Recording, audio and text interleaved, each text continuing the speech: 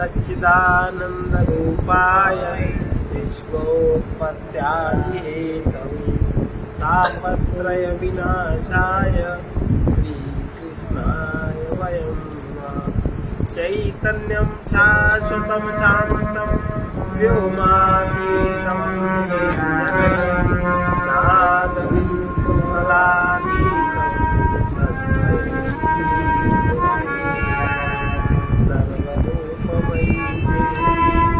सर्वं देवीमयं जगत् अतोऽहं विश्वरूपाय तां नमामि।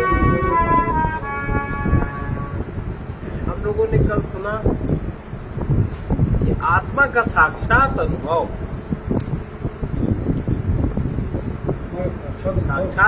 जब होता है तो आनंद का समुद्र।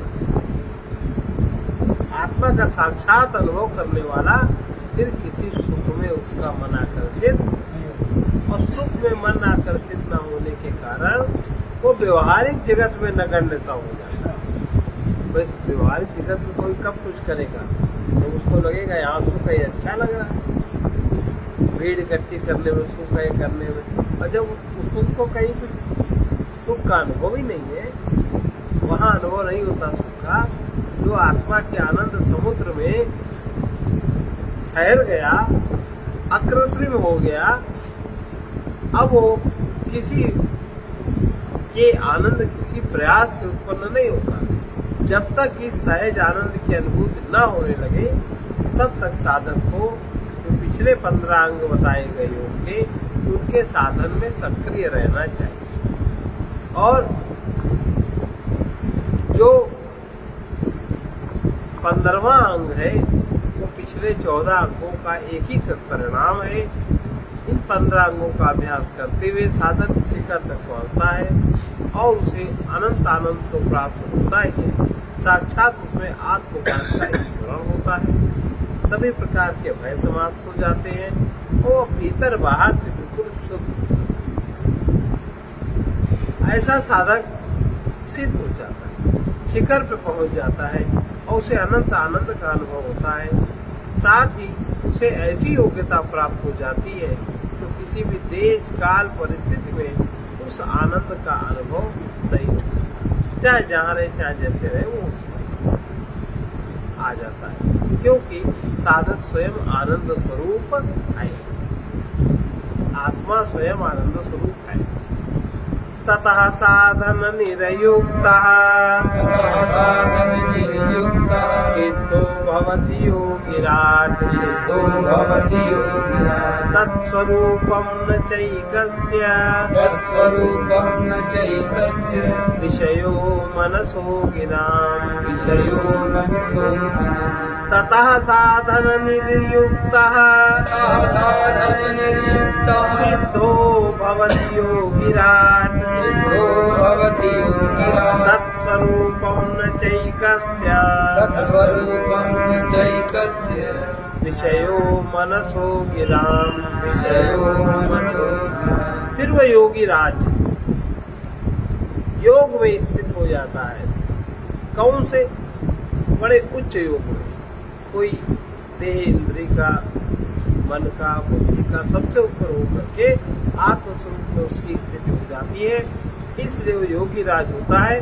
फिर सारे साधनों से छूट, जो साधन अभी तक 15 साधन कर रहा था, उस सबसे उसका मन बुद्धि चित्त अहंकार सब मुक्त हो जाता है, छूट जाता है, और वही उसका स्वरूप किस तरह से देह मन इंद्रिय अहंकार आदि को प्रकाशित करता है, वो उस आनंद में निमग्न होता है। पहली बार उसका सत्य प्रणाम परमात्मा की, उसकी प्रकृति। आहो आश्चर्यजनक, यह किसी एक मन या वाणी का विषय नहीं रह जाता। अपनी मानसिक शांति पर इतना अधिक अधिकार हो जाता है कि वो साधक अपने अनंत आनंद का अनुभव प्राप्त करता है, और उसके उपरांत उसे कोई भी किसी भी प्रकार वो उसी में समाहित होता जाता है। किसी भी प्रकार की उसको फिर साधना करने की आवश्यकता नहीं रहती। योग के 15 अंगों से सहज सिद्ध हो जाते हैं। इसलिए उनके अभ्यास का भी उसको कोई प्रश्न नहीं उठता। किंतु जब उसे जो अभ्यास का प्रश्न नहीं उठता, जब तक उसको चलना नहीं आता तब तक साधक है, इसलिए चलने का अभ्यास करता है। किंतु जब उसे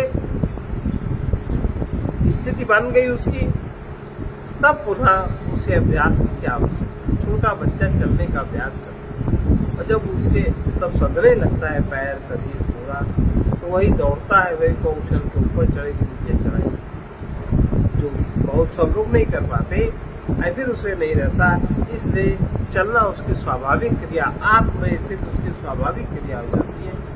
और व्यक्ति सोना चाहता है तो सोने का प्रयास करता है, किंतु सो जाने के बाद, नींद आने के बाद सारे प्रयत्न समाप्त, समाधि में हो जाने के बाद फिर सारे प्रयत्न उसके समाप्त हो जाते हैं। इसी प्रकार जब व्यक्ति अपनी आत्म चेतना में जाग जाता है, जिसको कहा जाने ही तब ही जीव जग जागा,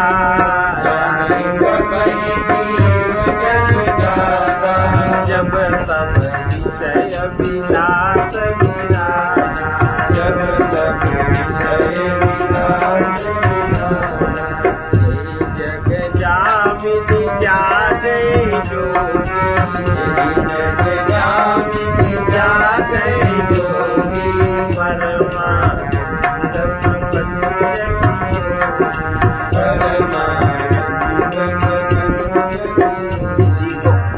चेतना में स्थिर हो जाना, आत्म चेतना में जाग जाना, इसी को जागरण कहते हैं। महाराज जी जागरण को किस तरह संबोधित करते हैं? जागरण का वो जहाँ है जागे हुए, जागरण का, और तुम उनके साथी हो तो सावधान करते हैं।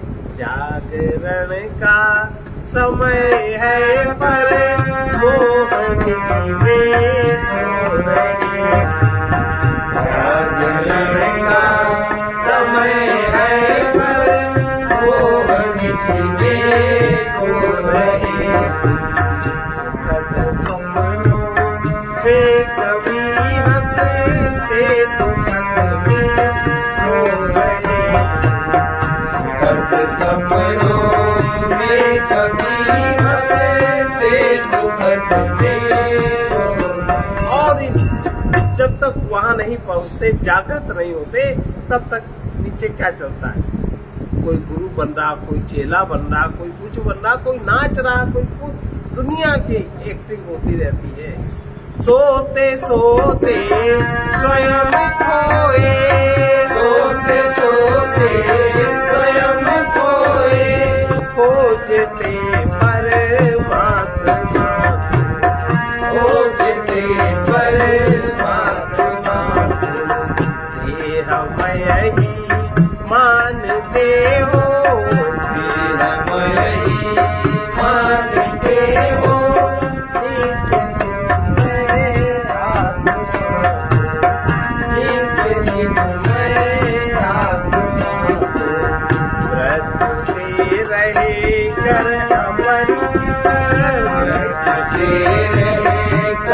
अपरिचित व्यर्थ जीवन हो गए, व्यर्थ जीवन हो गए। जागरण का समय है पर मोहनी में सो रहे, जागरण का समय है पर मोहनी में सो रहे। विषय विषय अभी जो है, बड़ी बड़ी उपाधियां जो लिए हैं, उनके सुख का विषय क्या है? विषय आनंद, संग्रह, अपरिग्रह नहीं। कितना विषयों का संग्रह कर ले, चेले का, चेलियों का, तो दुनिया की भीड़, क्या क्या नर्तन करते हैं वो सब। तो सावधान रहना चाहिए। जो ज्ञानी जन क्या कहते हैं, गुरुजन क्या कहते हैं, जो असली में सदगुरु है वो क्या कहता है? तुम विषय विशेष में हो, तुम विषय विशेष में हो, वही अमृत युक्त चेतन, वही अमृत युक्त चेतन, जहाँ तुम दुख से भयातुर, जहाँ तुम दुख से भयातुर, वही है भयमुक्त चेतन, वही है भयमुक्त चेतन, क्यों न उसके संग से, क्यों न उसके संग से कामच कलुषता धोले, तामस कलुषता धो रहे, जागरण का समय है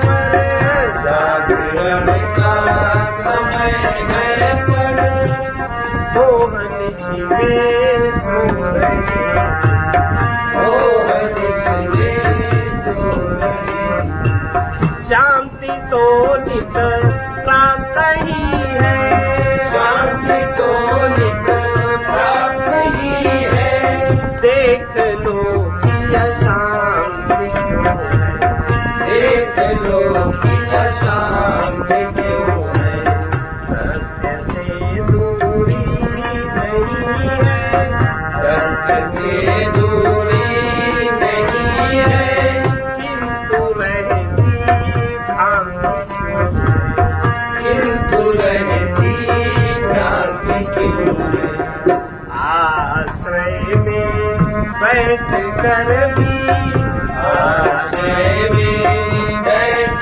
कर भी, बार सर पर ढो रहे, बार सर पर ढो रहे, सुखद स्वप्नों में कभी हंसते दुखड़े रो रहे, सुखद सपनों में कभी हंसते दुखड़े रो रहे। सबसे बड़ी बाधा क्या है?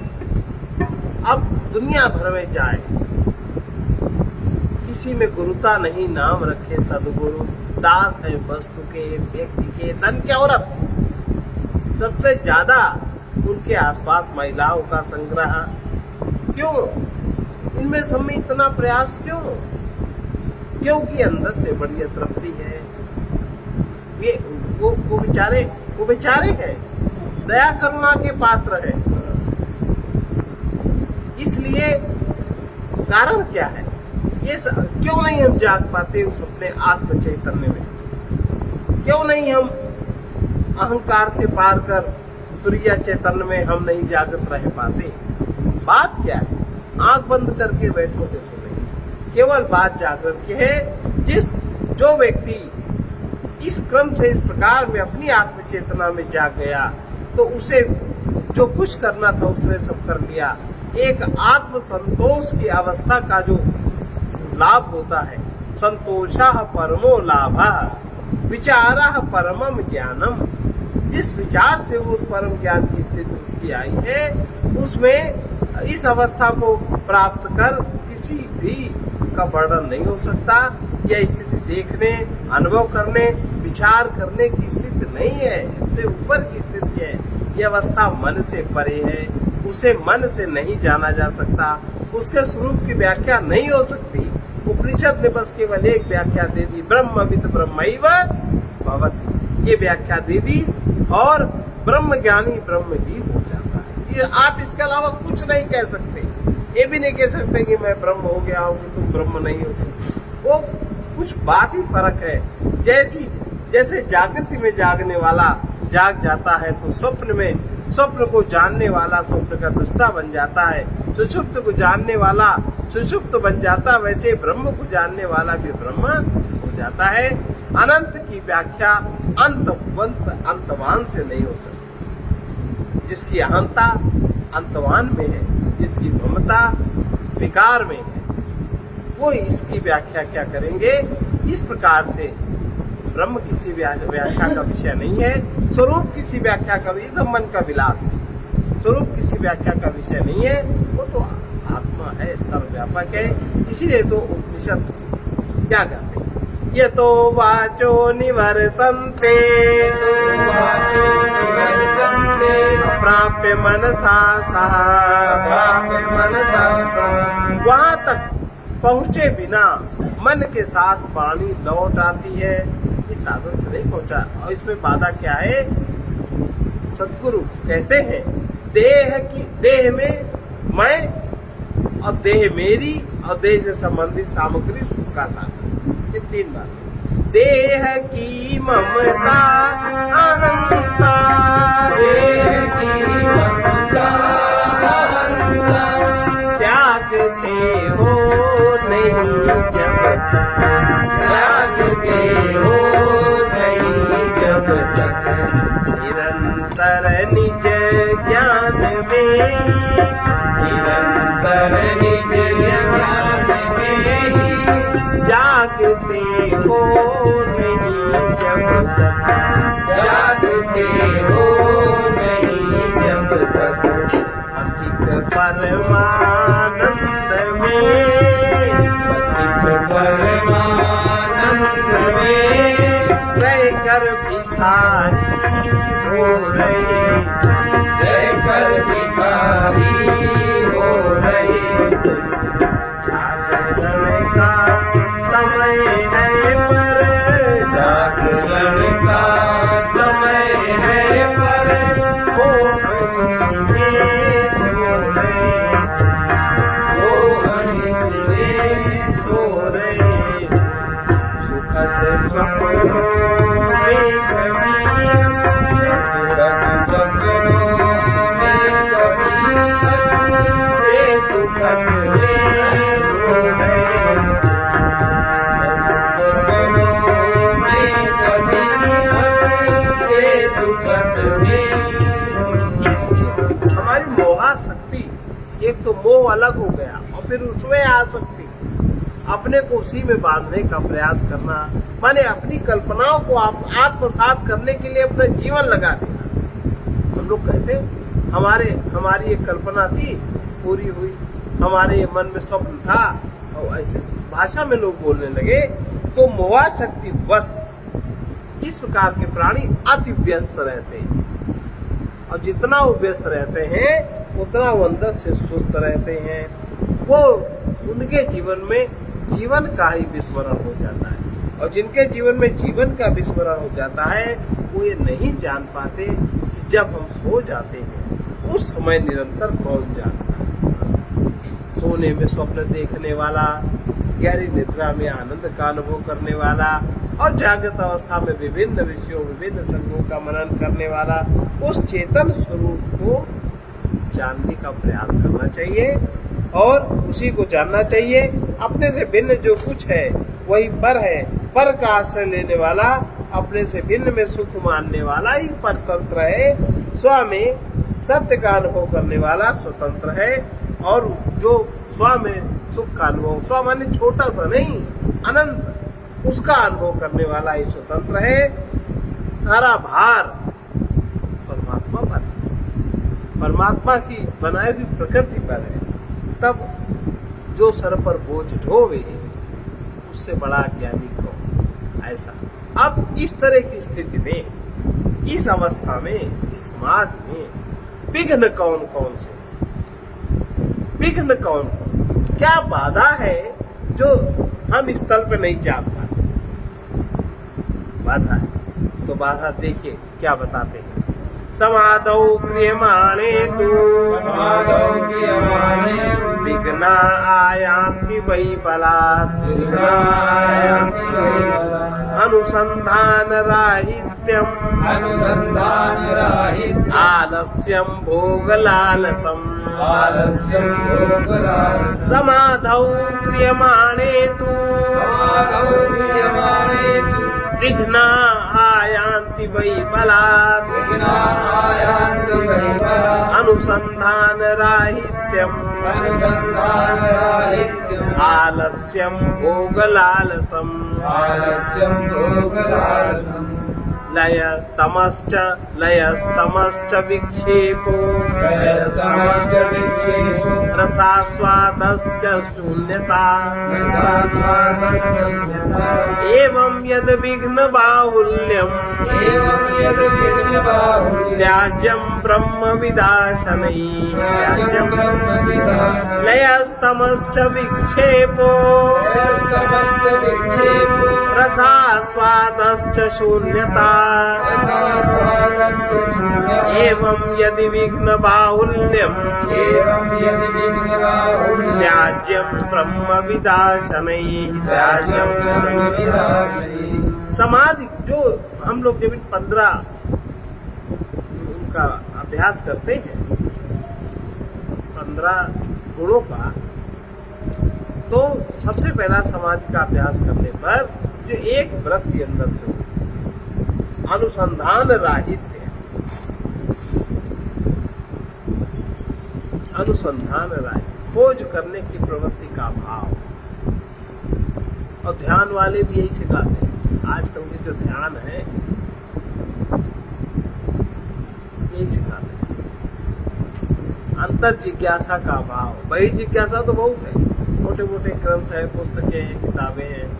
तो अनुसंधान राहित्य, अब जब अनुसंधान राहित्य होगा, आप जब ध्यान में शून्य चित्त और शांत चित्त ध्यान में हो जाइए, तो आप आगे अनुभव क्या करोगे? ध्यान में तो देखा जाता है, ध्यान किया नहीं जाता, ध्यान से देखा जाता है, उसको ध्यान कहते हैं। लेकिन आजकल ये प्रक्रिया को ध्यान करो, ध्यान करो, ध्यान करो, ध्यान ध्यान, दुनिया भर माने शून्य हो जाओ, अनुसंधान राहित्य आपकी चित्त में आ जाए, तो आप आगे। और बताने वाले भी जो कहते हुए उन्हें भी नहीं, तो ध्यान से देखा जाता है। जब हम अनुसंधान राहित्य हमारे अंतर चित्त में होता है, अनुसंधान की प्रवृत्ति नहीं होती, अंतर क्या है जानने की प्रवृत्ति नहीं होती, अंतर जिज्ञासा नहीं होती, तो आलस्य आ जाता है। जरा सा जहाँ कुछ भी करने बैठो तुरंत ऊँघने लगे, है ना ये बात स्थिति। और जब आलस्य आ जाता है तब क्या होता है? आलस्य आया नहीं, ऊँघे नहीं कि वासनाएं प्रबल हो,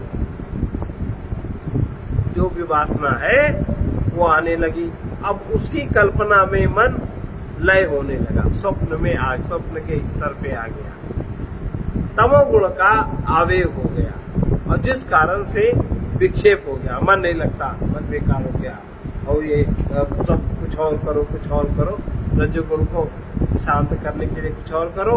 और रसास्वाद में एकदम चित्तवृत्ति चली गई, शून्यता आदि विघ्न बलात्, अंतर कुछ अनुभव न होना, इस प्रकार के विघ्न जबरदस्ती आते हैं अपने प्रारब्ध के कारण, अन्य लोगों के व्यवधान के कारण, आदर्श रूप से डाली हुई बाधाओं के कारण ये सारे विघ्न आते हैं। इस प्रकार जो अनेक विघ्न आते हैं, ब्रह्मवेत्ता को उन्हें धीरे धीरे त्यागना चाहिए। जो ब्रह्म को जानना चाहते हैं, जो उसमें प्रवाहित होना चाहते हैं, उसको उन्हें धीमे धीमे समझना चाहिए, समझिए उनको हटाना चाहिए। अब ध्यान योग की साधना में आने वाले जो मुख्य विघ्न बताए, जो हर साधक को इसका सामना करना पड़ता है। कोई बाहरी बाधाओं को तो दूर कर लेता है अधिकतर, लेकिन आंतरिक बाधाएं आ खड़ी होती हैं। वे बाधाएं, सबसे पहली बाधा बता रहे हैं अनुसंधान राहित्य, अनुसंधान करने की कोई प्रवृत्ति नहीं। जैसा बताया अभी, शास्त्रों का अध्ययन करते समय उसके तत्व को समझने का कोई उत्साह नहीं, कोई जिज्ञासा नहीं। आजकल तो फैशन है, शास्त्र पढ़ो ही ना, जो हम लिख रहे हैं पुस्तकें वो पढ़ो, और वो अपने मन की कल्पना दूसरे का पुस्तक लिख के उसको छापते हैं, स्वयं गुरु बनते हैं। हमारा ही पढ़ो, शास्त्र मत पढ़ो, क्योंकि शास्त्र पढ़ोगे तो यथा अयोग्य सही गलत अपना प्रतिबिंब उसमें दिखता है। गीता मत पढ़िए, अरे भगवान की वाणी न पढ़ो, और तुम तामसी एक नचैया की वाणी पढ़ो, ठीक है तमाशा। तो आजकल जो इस तरीके की भीड़ में इस तरह के लोग जो करते हैं, वो बाधा डालते हैं। शास्त्रों का अध्ययन करते समय तत्व को समझने का उत्साह या जिज्ञासा नहीं रहती, नंबर 2 आलस्य। इस बाधा के कारण साधक अपना प्रयास भविष्य के लिए निलंबित कर दे। चलो आज अब नहीं हुआ, अब कल देखते हैं, अब कल आएंगे 24 घंटे बाद। अब जिस भवजाल में लग गए, जिसमें लग गए वो भी नहीं पूरा हुआ, अब वो भी सब स्मरण चला गया। तीसरा विघ्न है भोग लालसा। भोग लालसा, जब थोड़ा सा जहां लय हुआ वही भोग लालसा वासना प्रकट हो गई, वासना प्रकट हो गई, कामना प्रबल हो गई और हमारे जो भोग संबंधी पूर्व अनुभव है मन में जागने लगे और सत्य का, परमात्मा का जो हम खोज करने के लिए चले थे उसका विस्मरण हो गया, प्रपंच में पड़ गए। इनसे बचने के लिए अपने मन का प्रशिक्षण, अपने मन पे बड़ी पैनी दृष्टि बहुत आवश्यक है और अपने मन में परमात्मा के स्मरण बहुत आवश्यक है, तात्विक रूप से परमात्मा स्मरण बहुत आवश्यक है। और चौथा विघ्न है लय। ध्यान का कभी कभी अभ्यास करते समय तंद्रा आ जाती है, उसमें मन लय होने लगता है और थोड़ी देर में फिर सो जाते हैं, लगता है अरे कहाँ गए, लगता है ऐसे समाधि में चले गए, जबकि उसको निद्रा होती है। पांचवा है तमस। इस प्रकार का अध्ययन करते समय मन में तामसिकता छा जाती है और मन का प्रयास मंद हो जाता है, अन्य में लग जाता है, कहीं ये काम करने लगे, कहीं वो काम करने लगे, वहां से अपने मन को हटा लेते हैं। उसके फलस्वरूप उसका तात्पर्य हमें ठीक से पढ़ने लिखने का समझ में नहीं आता, मन हमारा विभ्रमित हो जाता है। रसास्वाद, जब खाली बैठने का आदत है नहीं और जितनी देर बैठे रहेंगे उतनी देर मन में यही कल्पना होगी ये मिल जाए, खाने को मिल जाए, किसी की, सबकी नहीं होती। रसास्वाद में मन वही कल्पना में वही डूबने लगता है, फिर उससे बाहर निकलना भी नहीं चाहता और उसके ध्यान का समय भी समाप्त हो गया, दूसरे काम करने का समय शुरू हो गया, उठ बैठे। वो सुख मानसिक शांति के कारण उत्पन्न होता है, इसलिए वो बाह्य साधनों पर अवलंबित और कर्मजन्य है। जो हमें समझ में आया हम उसी तरह का कर्म में लग जाते। इस प्रकार के सुख पर निर्भर रहने से मन अंत में दुखी ही होता है। विक्षेप, ध्यान परमात्मा में जब ध्यान से देखने का प्रयास करते हैं अपने मन का, तो विक्षेप जो हमने वासनाओं को दमन किया अंतर में, दमित वासनाएं जैसे काम, क्रोध, लोभ, मोह आदि विशेष रूप से उत्पन्न होती हैं और फिर वो विक्षिप्त करती है मन को, वही चिंतन करती है, फिर से वही सर्किल घूमने लगा। ये वासनाएं साधक ने अनंत कोटि जन्मों से जो अर्जित की है वही सब उभर के सामने आता है। पर अगर मन को ठीक से देखने का अभ्यास न हुआ, अगर हम दृष्टा न बने, हम अगर साक्षी न बने, तो उस प्रवाह में हम बह जाते हैं, उसी के अनुसार ज्यादा कर्म करने लगते हैं, उसी दिशा में प्रयत्न करते हैं। प्रारब्ध वासनाएं और आगामी वासनाएं जब पार कर लेते हैं, तब संचित वासनाएं अपना बल जब आजमाती हैं साधक के ऊपर और साधक के मन को विक्षिप्त करती रहती हैं। ये पार्श्विक प्रवृत्ति की वासनाएं अनेक जन्मों से संचित होती आ रही हैं। अपनी बुद्धि को सावधान और जागृत रखकर साधक को उसे बचने का प्रयास निरंतर करते रहना चाहिए। जैसे कि अनेक शास्त्र पुराणों में अनेक प्रकार के विक्षेपों का वर्णन है, जैसे ऋषि लोग तपस्या कर रहे हैं तो कहीं रंभा आती है, तो ये उनके कामुक मन की ही कल्पना है। जैसी उनको चाहत थी महिला की, वैसी उनको मिला नहीं, वो दमित वासना हो गई। अब वो दमित वासना वैसे रूप आकार धारण करके सामने आके प्रभावित करती है। इंद्र की आज्ञा लेकर ऋषियों की, इंद्र माने मन, ऋषियों की तपस्याएं भंग करती हैं। शून्यता, जब बहुत काल तक हम इस तरह के विक्षेप पूर्वक जब हम साधना में लगे रहते हैं, तब मन में शून्यता, मन जड़ता को प्राप्त होने लगता है, मन में चैतन्यता या आनंद नहीं रहता। जैसे बहुत से लोगों को देखो, साधु है, जप आप भी करते हैं, पर एकदम सुस्त है, गिरे पड़े जैसे कि ब्लड प्रेशर का लो ही रहता है। परम सत्य के अस्तित्व का अनुभव न होने पर उसके स्थान में जब अभाव की प्रतीति होती है, तब इस अवस्था में पहुंचकर जो शून्यता आती है उसको बहुत लोग निर्वाण मान लेते हैं। अब हम निर्वाण अवस्था को प्राप्त हो गए, जो कि ठीक नहीं है। इन विघ्नों का समुचित विचार कर वो उनको देखे, समझे, उनसे हटे, सावधान रहे, जागृत रहे और उनसे बच जाता है। फिर इस प्रकार जो इन विघ्नों को चार वर्ग बताए। नंबर 1 लय, नंबर 2 विक्षेप, लय माने निद्रा, नंबर 2 विक्षेप माने उलझन, नंबर 3 कषाय और चौथा रसास्वाद। लय विक्षेप रसास्वाद का वर्णन तो हो गया, लेकिन अन्य विघ्न भी आते हैं। प्रत्येक विघ्न का कारण पिछले अगला विघ्न बन जाता है। जो अगला विघ्न आएगा उसका पिछला विघ्न कारण बन जाता है। इस प्रकार से हम जिस प्रकार ये अभ्यास करते हैं समाधि का, ध्यान का, उसी तरह का हमको भाव प्राप्त होता है। भाववृत्त्या हि भावत्वम्, भाववृत्त्या हि भावत्वम्, शून्यवृत्त्या हि शून्यता, शून्यवृत्त्या हि शून्यता, पूर्णवृत्त्या हि पूर्णत्वम्, पूर्णवृत्त्या हि पूर्णत्वम्, तथा पूर्णत्वम् अभ्यसेत्, तथा पूर्णत्वम् अभ्यसेत्। अब अधिक जैसे बौद्ध लोग हैं, जैसे जैन लोग हैं, वो शून्य वृत्ति का करते हैं कि शून्य है, ऐसा नहीं। समाधि के समय हमारी भाव वृत्ति रहने से भाव की अधिकता हो जाती है, शून्य वृत्ति रहने से शून्यता की अधिकता हो जाती है, और पूर्ण वृत्ति रहने से अहम ब्रह्मास्मि, सर्वम खलिदम ब्रह्म, इस वृत्ति को रहने से पूर्णता की प्राप्ति होती है। अतः पूर्णता का अभ्यास करना चाहिए। इन छोटी छोटी वृत्तियों का, भाव वृत्ति, शून्य वृत्ति का अभ्यास नहीं रखना चाहिए।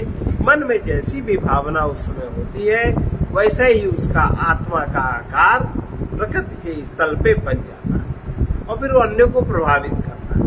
ये मन में जैसी भावना होती है वैसे हो जाते हैं। अब यही विघ्नों को पार करने का उपाय क्या है? यह कार्य विचार के द्वारा किया जाता है। अपने मन में जब किसी वस्तु की भावना दृढ़ता के साथ निरंतर की जाती है तो उसी भावना के साथ हमारा तादात्म्य हो जाता है। जैसे भी तादात्म्य है कि मैं देव हूँ, मैं अपने को बिल्कुल देव मानता हूँ। जब वही तादात्म्य हो जाता है तो फिर हम सतत ये ध्यान रखते हुए कि हम आत्मा है, परमात्मा है, इसका अभ्यास अगर करें। परमात्मा का स्फुरण माने आत्मा, आत्मा का स्फुरण माने अहंग, अहंग का स्फुरण माने जीव। इस प्रकार से अपने को पूर्णता की ओर ले जाने का अगर हम अभ्यास करते हैं तो उसी से हमारा तादात्म्य हो जाता है, वही क्रम जागृत होता है। इस प्रकार जैसे कि यदि किसी विचार की सतत भावना हम करते रहे उसे तादात्म्य एकाकार हो जाता है। अब तब प्रेम की महिमा, आत्मा जो प्रेम स्वरूप कही गई, प्रेम उसी प्रेम वही आकार ले लेता है और फिर हम स्वयं ही प्रेम बन जाते हैं। जैसा हमारा विचार होता है, जैसे हमारी वृत्ति होती है, जैसा विचार वैसी वृत्ति, जैसी वृत्ति वैसी सृष्टि और जैसी सृष्टि वैसा सृष्टि का केंद्र हमारे में बन जाता है। इस प्रकार यदि हम शून्य की भावना करेंगे तो शून्यता प्राप्त होगी, जो कि ठीक नहीं। और अगर ये भावना करेंगे सब कुछ ब्रह्म है, सब नाना जगत में सब ब्रह्म है, सब दृश्य उसी से उत्पन्न हुआ ब्रह्म की स्थिति है और वही एक पूर्णता की स्थिति है, अंत में ब्रह्म में लीन जाएंगे, निश्चय ही हमें पूर्णता प्राप्त होगी, हमें ब्रह्मत्व का अनुभव होगा। इतना निषेध करना पर्याप्त नहीं। इसके बाद मैं शरीर नहीं हूँ, जो भी हम देखेंगे उससे हम तादात्म्य तोड़ने का एक ही साधन है, मैं यह नहीं हूँ, मैं शरीर नहीं हूँ, मैं मन नहीं हूँ, मैं बुद्धि नहीं हूँ, मैं अहंकार नहीं। इस प्रकार के निषेधात्मक भावों की उत्पत्ति हमारे इन विधेयात्मक विचारों से होनी चाहिए कि मैं सर्वव्यापक हूँ। फिर मैं कौन हूँ? जब मैं ये नहीं हूँ तो मैं सर्वव्यापक हूँ, मैं पूर्ण हूँ, सच्चिदानंद स्वरूप हूँ, परमात्मा हूँ। इस स्थिति में समस्त विघ्न आत्मा का खेल समझ में आते हैं। ये चीज जैसे अन्य चीजें तैर रही हैं, ऐसे ये विघ्न भी तैर रहे हैं, विघ्न हमारे समाप्त हो जाते हैं और वे सब मेरी चेतना के प्रकाश से प्रकाशित हो रहे हैं। ऐसे अपने में स्वयं की स्थिति बनती है।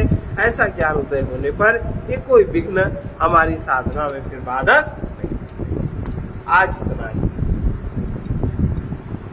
सर्वे भवन्तु सुखिनः सर्वे सन्तु निरामया सर्वे भद्राणि पश्यन्तु मा कश्चित् दुःखभाग् कृष्णाय वासुदेवाय हरे परमात्मने प्रणतक्लेशनाशाय गोविन्दाय नमो नमः।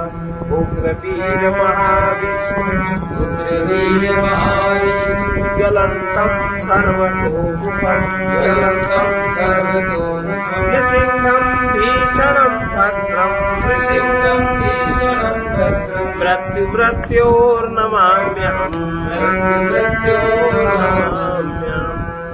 ॐ पूर्णमदः पूर्णमिदं पूर्णात् पूर्णमुदच्यते पूर्णस्य पूर्णमादाय पूर्णमेवावशिष्यते। ॐ शान्ति शान्ति शान्तिः।